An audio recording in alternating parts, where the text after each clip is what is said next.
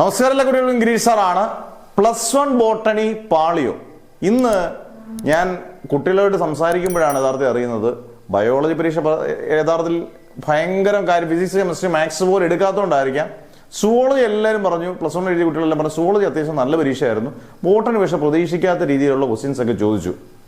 ഇതൊരു സൂചന മാത്രമാണെന്നാണ് ഞാൻ നിങ്ങളോട് പറയുന്നത്. സൂചന മാത്രമായിട്ട് എടുക്കണം. കാരണം നിങ്ങൾക്ക് കഴിഞ്ഞ പരീക്ഷ കെമിസ്ട്രി ഏറ്റവും എളുപ്പമുള്ളൊരു കെമിസ്ട്രി പരീക്ഷയായിരുന്നു. കഴിഞ്ഞ വർഷത്തെ കെമിസ്ട്രിയൊക്കെ അപേക്ഷിച്ച്, കഴിഞ്ഞ വർഷങ്ങളിലെ കെമിസ്ട്രിയൊക്കെ അപേക്ഷിച്ച് കെമിസ്ട്രി പരീക്ഷ ഈ വർഷത്തെ +1 ഭയങ്കര എളുപ്പമുള്ളൊരു പരീക്ഷയായിരുന്നു. നിങ്ങൾക്ക് ഇംഗ്ലീഷ് ആയാലും സെക്കൻഡ് ലാംഗ്വേജ് ആയാലും കുഴപ്പമില്ലായിരുന്നു. ബോട്ടണിയും സുവോളജിയിലും ഈ പറഞ്ഞ പോലെ ബോട്ടണി പാളി എന്ന് പല കുട്ടികളും പറയുന്നത് കൃത്യമാണെന്ന് അധ്യാപകനും പറയുന്നുണ്ട്. കാരണം ശകലം ടഫൊക്കെ ആക്കിയിട്ടുണ്ട് ബോട്ടണി. പക്ഷേ ഇനി വരാതിരിക്കുന്നതാണ് ഞാൻ പറഞ്ഞത്. ഇന്നത്തെ മാത്സ് നല്ല ടഫായിരുന്നു +2കാർക്ക്. ഇനി വരാതിരിക്കുന്നത് ഫിസിക്സും മാത്സും പോലെ രണ്ട് പ്രധാനപ്പെട്ട വിഷയങ്ങളാണ്. ഫിസിക്സ് 23-ാം തീയതി 27-ാം തീയതി മാത്സുമാണ്. ഫിസിക്സ് നല്ല ടഫായിട്ടുള്ള ആപ്ലിക്കേഷൻ ക്വസ്റ്റ്യൻസും നല്ല ന്യൂമറിക്കൽസും ചോദിച്ചാൽ ടഫാകാനുള്ള ചാൻസ് ഉണ്ട്. അതിനനുസരിച്ച് നല്ല വൃത്തിയായിട്ട് പഠിച്ചുകൊണ്ട് പോയാൽ ഒരു കുഴപ്പമില്ല. മാത്സും ഫിസിക്സും മാത്സും വളരെ ശ്രദ്ധിക്കണം. ഏറ്റവും കൂടുതൽ ഇമ്പ്രൂവ്മെന്റ് കുട്ടികൾ കേരളത്തിൽ എഴുതിയിരിക്കുന്ന വിഷയങ്ങളിലൊന്ന് എപ്പോഴും ഫിസിക്സാണ്. +1 ഇപ്പോൾ ഇമ്പ്രൂവ്മെന്റ് മാർച്ചിലായതുകൊണ്ട് പിന്നെ അങ്ങനെയുള്ള ഓപ്ഷനും ഇല്ല. എന്നാൽ പോലും ഏറ്റവും കൂടുതൽ നേരത്തെ എഴുതിക്കൊണ്ടിരുന്ന വിഷയം ഫിസിക്സാണ്. നിങ്ങൾ വളരെ ജാഗ്രത വേണം.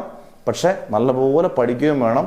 നമ്മൾ വളരെ സിമ്പിളാണ്, ഇത് വളരെ രസമാണ്, ഞങ്ങൾക്ക് ഇതൊക്കെ വെറും സിമ്പിളായിട്ട് ഞങ്ങൾ അങ്ങ് എടുക്കുന്നു, ഞങ്ങൾക്ക് തലേദിവസം പഠിച്ചാൽ മതി എന്ന് വിചാരിച്ചിരിക്കരുത്. ഇപ്പോൾ നല്ല ഗ്യാപ്പുണ്ട്.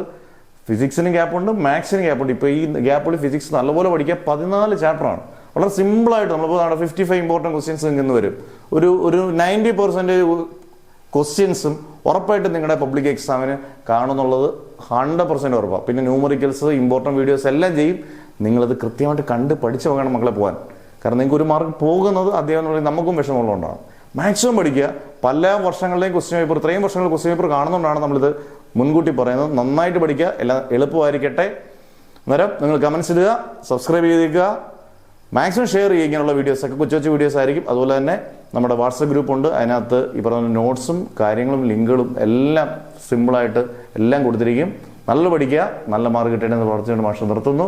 അടുത്ത വീഡിയോ പെട്ടെന്ന് വരും. ഇന്ന് തന്നെ 55 ഇമ്പോർട്ടൻറ്റ് ക്വസ്റ്റ്യൻസ് ഉണ്ട്. Never ever give up.